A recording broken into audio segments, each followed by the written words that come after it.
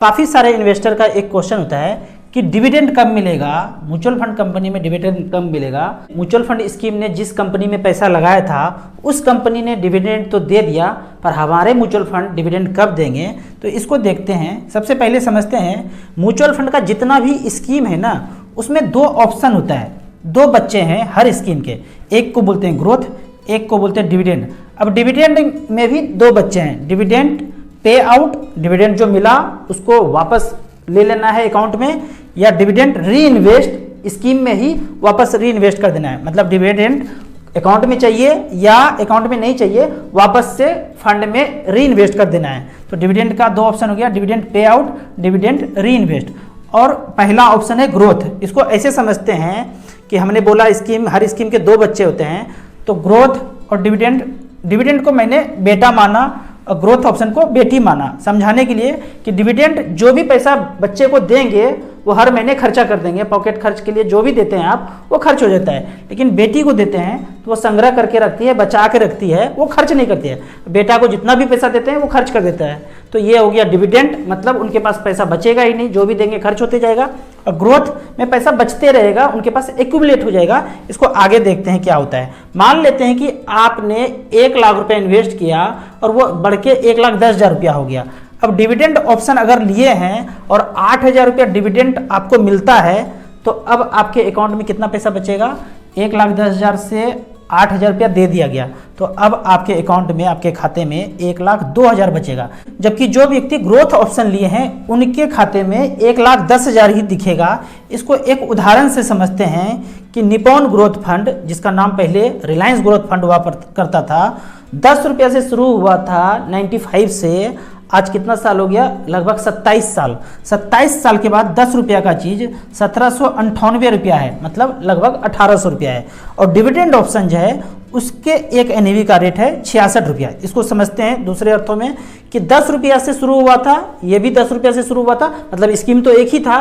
तो 10 रुपया वाला चीज़ ग्रोथ ऑप्शन में लगभग 1800 हो गया और डिविडेंड ऑप्शन में 66 रुपया हो गया। इसका क्या मतलब है कि हुआ तो ये भी 1800 रुपया, लेकिन इसमें से पैसा खर्चा होता चला गया, मतलब जो बेटी के पास पैसा था वो 1800 रुपया हो गया, और जो बेटे के पास था 1800 मिला तो उसको भी था, पर उसने खर्चा करता चला गया। अब उसके पास मात्र 66 रुपया बचा हुआ है और बेटी के पास 1798 रुपया बचा हुआ है, यानी कि 1732 रुपया उन्होंने खर्च कर दिया।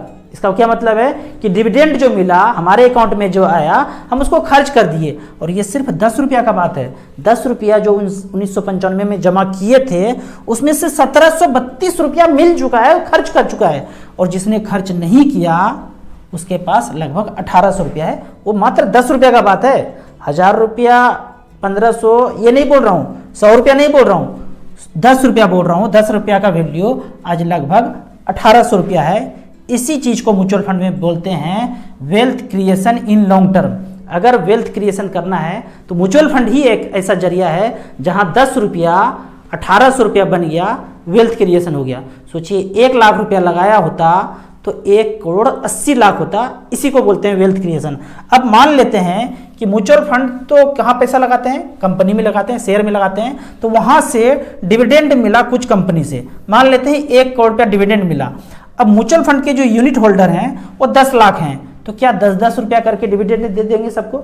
नहीं देंगे। भले ही कंपनी से डिविडेंड मिला, पर एएमसी कब, म्यूचुअल फंड स्कीम कब डिविडेंड देगा, ये एएमसी के फंड मैनेजर टीम पे निर्भर करता है।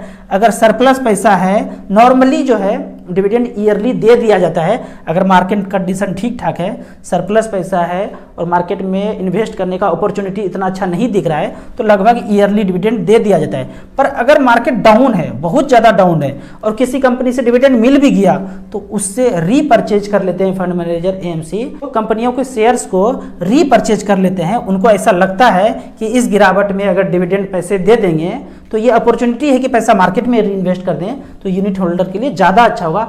हमेशा और हमेशा फंड मैनेजर और एएमसी यूनिट होल्डर के हित को देखते हैं कि कहाँ पे पैसा इन्वेस्ट करने से वेल्थ क्रिएशन ज़्यादा हो सकता है, वैसे अपॉर्चुनिटी के तलाश में रहते हैं। कोई ज़रूरी नहीं है कि डिविडेंड ऑप्शन लिया है तो डिविडेंड मिलेगा ही मिलेगा। ये देखा गया है 2008 की गिरावट में, या और कभी बीच बीच के गिरावट में, जो बड़ा गिरावट रहा 2-3 साल रह गया, उस दौरान डिविडेंड नहीं मिला है, क्योंकि उस मौके में म्यूचुअल फंड एएमसी को लगता है कि यहाँ पे पैसा री इन्वेस्ट करके रखेंगे, शेयर्स में बने रहेंगे तो आने वाले दिनों में ज़्यादा फायदा होगा। अब मान लेते हैं कि नॉर्मली अगर मार्केट 10 से 15% रिटर्न दे रहे हैं तो 8 से 9% डिविडेंड पे आउट कर देते हैं। नॉर्मल कंडीशन में ऐसा करते हैं, हर साल अगर एवरेज मार्केट रिटर्न देता रहे तो डिविडेंड के तौर पे जिसने डिविडेंड ऑप्शन लिया है उनको डिविडेंड के तौर पे मिल जाएगा। अब मान लेते हैं एक म्यूचुअल फंड कंपनी 80 स्टॉक्स में पैसा लगाते हैं, वहां से 10 कंपनी ने डिविडेंड दिया, तो यदि 10 कंपनी ने जिस समय डिविडेंड दिया, जरूरी नहीं है कि म्यूचुअल फंड उसी समय आपको डिविडेंड पे आउट कर दे, हो सकता है बाद में करे, उसी समय भी कर सकते हैं, बाद में भी कर सकते हैं, तो एएमसी के डिसीजन पे निर्भर करता है। लेकिन मान लेते हैं कि डिविडेंड का एनएवी 50 रुपया चल रहा है और वहां से 20% डिविडेंड का डिक्लेरेशन करते हैं तो 10 रुपया आपको वापस मिलेगा अकाउंट में, यानी कि अब उस डिविडेंड का एनएवी आपके कागज पे, आपके पोर्टफोलियो पे 40 रुपया दिखेगा, क्योंकि जो 50 का चीज़ था उसमें से 10 रुपया आपको दे दिया गया, तो अब उसके एक एनएवी का रेट 40 रुपया ही दिखेगा। जबकि ग्रोथ ऑप्शन का अगर एनएवी 100 रुपया चल रहा था तो डिविडेंड के बाद भी इनका एनएवी 100 रुपया ही होगा, इस पर कोई फर्क नहीं पड़ेगा। क्यों? क्योंकि ये ग्रोथ ऑप्शन अलग है, डिविडेंड ऑप्शन अलग है। जिन्होंने डिविडेंड ऑप्शन लिया है उन्हीं को 10-10 रुपया मिलेगा, 20% डिविडेंड मिलेगा। जिन्होंने ग्रोथ ऑप्शन लिया है उसको बिल्कुल नहीं मिलेगा।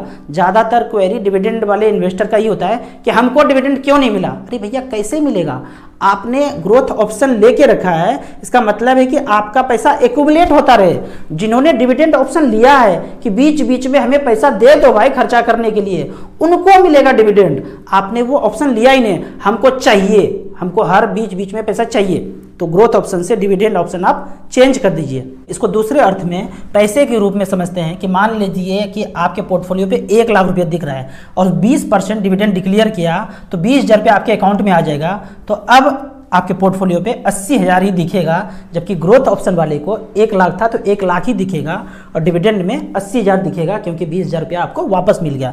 ये सारा चीज़ जो मैंने बताया इक्विटी के संदर्भ में बताया, इक्विटी म्यूचुअल फंड के संदर्भ में बताया, जो इक्विटी स्कीम है उसके लिए बताया। डेट फंड में नॉर्मली हमेशा पे आउट होते ही रहता है। अगर साल में आपने ऑप्ट किया है, क्वार्टरली, 6 मंथली ऑप्ट किया है, मंथली ऑप्ट किया है, तो डिविडेंड आपको मिलते ही रहेंगे।